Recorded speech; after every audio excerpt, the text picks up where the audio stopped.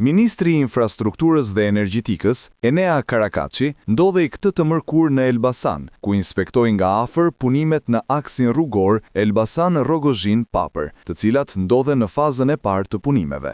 Gjatë inspektimeve në këtë zonë, Karakaçi shprehet se ky segment ka një rëndësi të veçantë strategjike, pasi lidhet me korridorin e 8 dhe është konceptuar i ndarë në 3 faza. Karakaçi vijon më tej duke thënë se punimet në këtë segment po ecin me ritme të kënaqshme. Shumë mirë. Në fakt, ky, siç e thash, është një segment i rëndësishëm pasi lidhet me korridorin 8.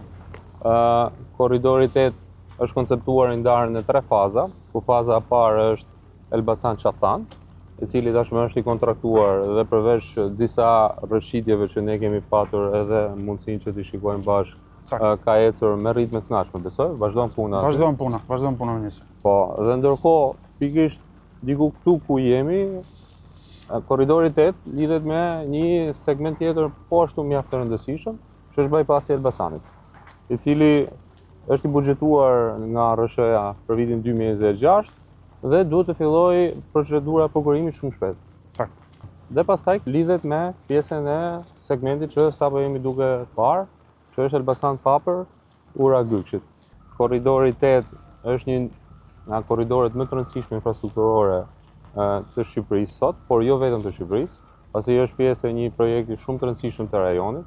Në fakt, nga ana e qeverisë dhe ministrisë është bërë një negociat shumë e gjatë me gjithë anëtarët e Bashkimit Evropian për ta futur këtë korridor në rrjetin e rrugëve të transportit paneuropian.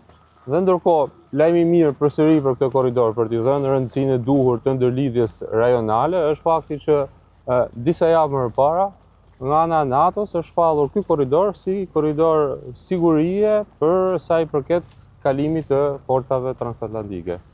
Aksi rrugor Elbasan-Papër konsiderohet si një investim i rëndësishëm pasi është pjesë e korridorit të 8 dhe do të përmirësojë qarkullimi rrugor me kushte e standarde të larta sigurie.